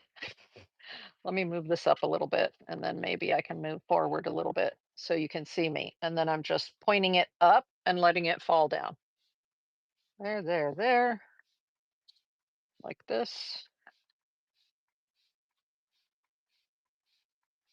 There we go. Coat number 2. And a lot of times people ask, well, does it change the color when you do that? Because sometimes when you use a fixative, what's called a fixative, um, or a sealant, it changes the color. And the cool thing about this Degas fixative, I find, is it barely, if anything, changes the color. And it is fabulous. Love it. Love it. Love it. Love it. I have used it for years. And you know what? Nobody told me about it. I just discovered it on my own. I was in an art store and I was doing my normal thing where I have an afternoon and I will just take a couple of hours and I go all around the store, all the aisles, and I look and see if there's anything new that I'm not familiar with, right? And then I'll investigate it, decide if I want to buy it or not. And I saw this on the bottom shelf, y'all. The bottom shelf. I'm like, what the heck is that?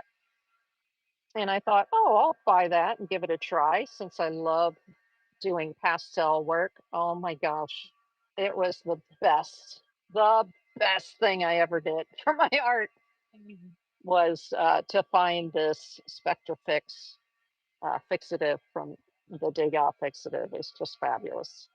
Okay, so it is most of the way. It's dry enough that I can go ahead and cut these sheets out. So let me, but normally I would let that air dry for about 10 minutes, okay? Between each 10 to 15 minutes between each turn. And normally I would do it 4 times. But let's go ahead. Let me grab my scissors.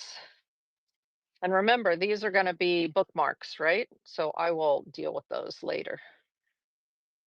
And I'm just going to cut along the lines that we put in here earlier. Yay. So do be, aware and careful as you're cutting if you want to keep these bookmarks going, right? So here is one bookmark right here. Y'all, I read so many art books and other books at one time that I am constantly running out of bookmarks. So these will be very good for me. This is usually what I do to my bookmarks is I take the paper and I collage both sides and I draw on them with the with those uh, paint markers and create my own really fun bookmarks.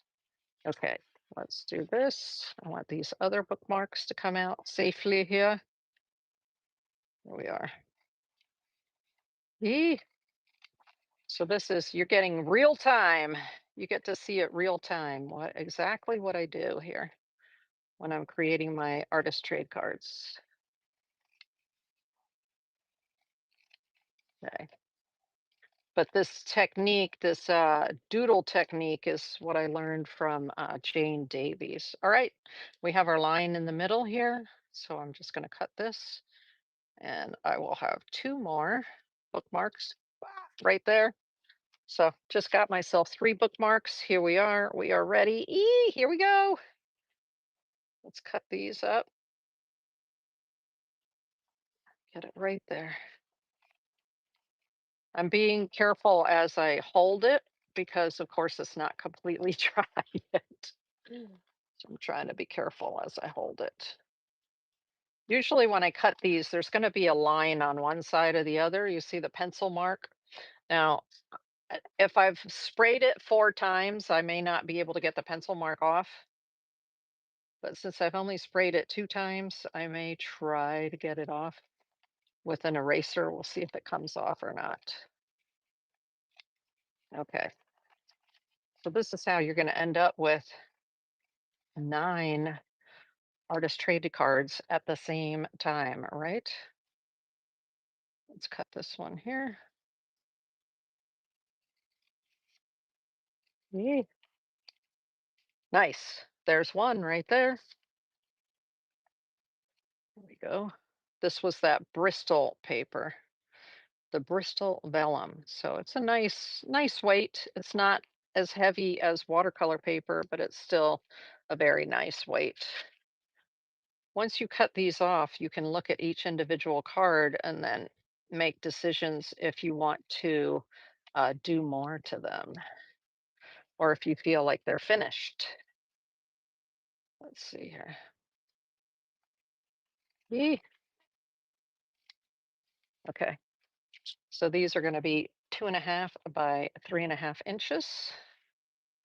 They'll fit in all the sleeves that your normal Pokemon cards and sports trading cards, they'll fit into all of those. Penny sleeves and the notebook sleeves. Okay, so now we've got 9 cards. Let's take a look at the um, eh, let's get rid of that for a moment. And let's take a look at the pencil marks. I have my favorite Statler Mars pencil eraser. Let's see. Like I said, I'm not sure if it'll come off right now because of that. Oh, it looks like that mostly came off. I'll just go over the edges here. It looks like it's taking the pencil marks off. Yay. because I'm kind of anal when it comes to that. But a way that you can not worry about the pencil marks on the edges is you can pick a color, like see the blue right here. So I can pick a blue. This is a blue paint marker. Let me take this. And where's my paper? I want to make sure that this is a pump marker, acrylic paint. And you can run it around the edge like this and create a border. And when you create a border, you're going to cover up the pencil mark, right? So then you don't have to worry about it. Hee hee. So I like to do that is I like to create these borders. And then that way it frames the artwork as well as it covers up those pencil marks. Yay. Isn't that fun? I picked blue for this one because we only had the one blue squiggle in it. And I thought, oh, this will help that. Nice. You see how that just finishes it? It's like putting a frame on it, right? Boop. Here we go. It's a little thin down here. Let's try that again. E. Okay. So you see how that finishes that piece with the having the border like that. Okay, let's see what else we can do to these then. This one, I was saying there's a little area right down here where I didn't have a lot of design, but I may be able to do some collage in that spot right there. So we can use music, we can use book pages. One of the other things I like to do is I save fortune cookie fortunes. So sometimes I will, and these are Bible verses that I get. So sometimes I will, this says, supportive friends are coming your way. So what if I wanted to put that down on there and then it makes it like a motivation card of some sort? Let's see what else we have here. Respond intelligently, even to unintelligent treatment. Some of these are crazy. You will be fortunate in the opportunities presented to you. That's a nice one. Let's see, something else here. Demonstrate refinement in everything that you do. Okay, so I'm going to, instead of that, I love to use these. So that's one option is be crazy like me. And I collaged this cookie tin and added this little top so I can easily pull the top off and created my own fortune cookie tin. But I also love the music and I love the poetry and some papers. Ooh, ooh, look at the colors that are in there. Look at this paper right here. You see the colors, how they kind of go with that? Ooh, maybe what I want to do, I actually have another one here like this. Hey there, Sadie baby, welcome in, welcome in. We're doing a little bit of collage on our artist trade cards right now. So this one's kind of interesting. Let's see. Let's see. I'll put one of those on there. Nah, it's a little too curvy. Too curvy for what we have. Now this is some other paper. I mean, I have so much random paper, y'all. I mean, I have tons of collage paper. Literally tons of collage paper. So here are some that have some of the same, like the green and the blue in there. I'm kind of thinking that, ooh, ooh, look at these. You see how they kind of have the grid pattern? And this has a grid pattern right here. Um, what I'm thinking is just putting a little bit down at the bottom there. This has an interesting, ooh, this has a cool grid, right? That's the problem when you have so many different kinds of paper, then you're like, ooh, maybe this one will work, maybe that one will work. Ah, it makes you crazy. Okay, I kind of like, I kind of like this one because the strings are going the curvilinear, as Caroline said. And so let's take a little piece of this and cut it like this. Just going to use a little piece here. And a lot of times I tear my paper because I like to have organic edges, but I'm going to cut this one and I'm going to put it right here. And then I'm going to put another little piece of paper there. So, uh, do I want a word out of the poetry book? Maybe. Um, I'll just look through here and I'm looking for a word. Like here's a word, serenade, which was the title to a poem, but the poem is gone, but I can save the word right there, right? And let's tear this a little bit more. So this is very organic right here, and that can sort of go on top of where this is, like that maybe. I'm like, okay, do I want to do it that way or do I want to do it this way? Maybe I move that over and move this over here, there. I like that a little bit better. Okay. So you did that. I call that auditioning in order to get ready to do collage. Um, and so the way that I do collage is that I take this is just an insert that I get in the mail, right? Or in your newspaper. And I use that with, I'd shown you earlier that I like to use my palette knife when I'm doing collage. And I'll show you why I prefer the palette knife over using a brush. Okay.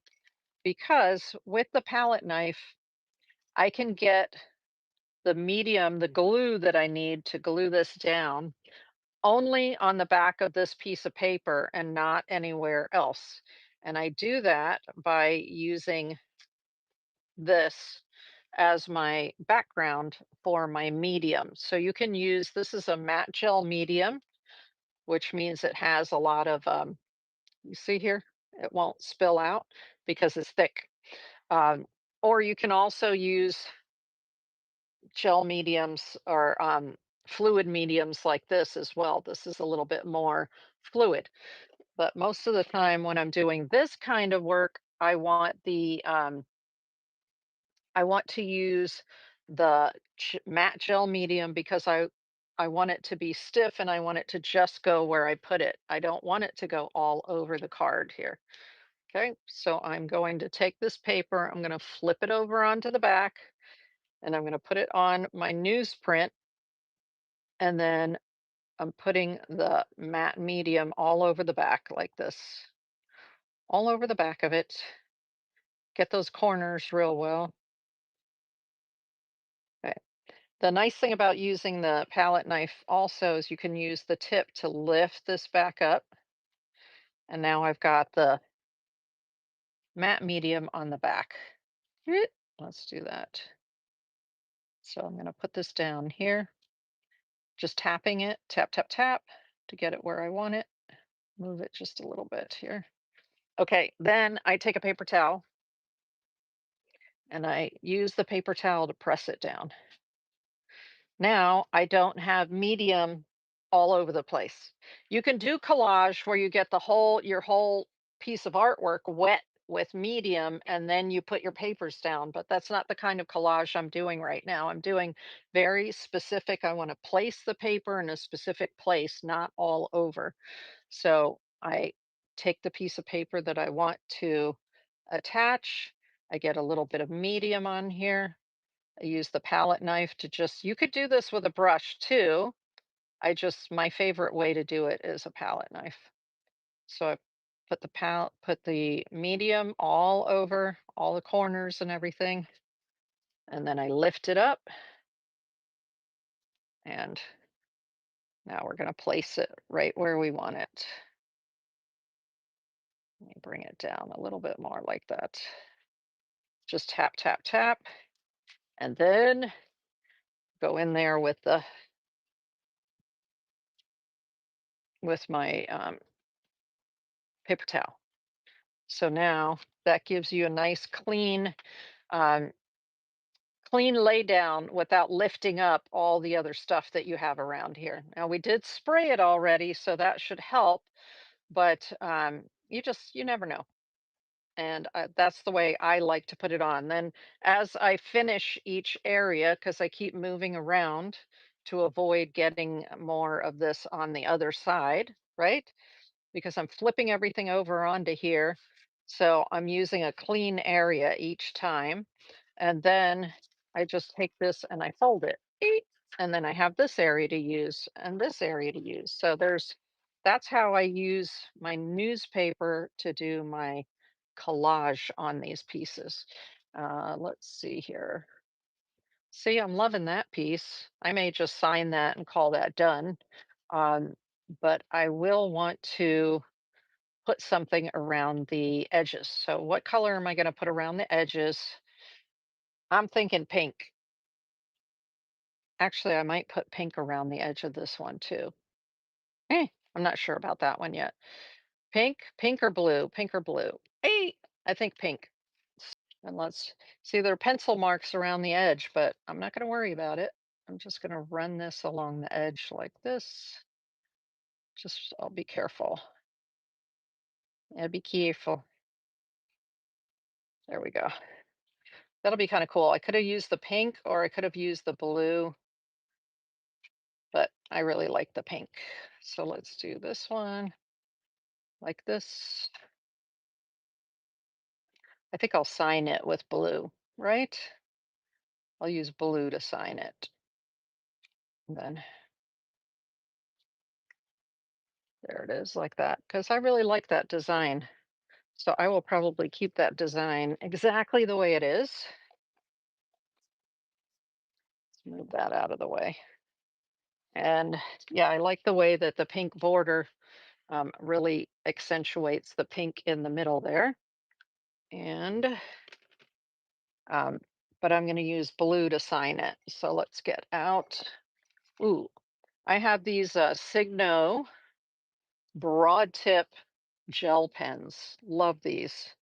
They work so well. Where's my piece of paper? Let me show you. They're just the ink comes out so continuous. It is fabulous and like a real nice dense color. So I'm going to sign this since I have a little bit of blue in here and I don't have it anywhere else, but I want to draw attention to it. Then I'm going to use this over here. And I have a symbol for my signature instead of signing my whole name out, but you can do it however you normally would sign it. This is 2026, isn't it? 2026. So see, I didn't feel like I needed to put some um, collage on there because I like the way that the doodles came out, just the way they are. Ah, so that one is finished. That's how I finish it. And then on the back, I put my name, sign it.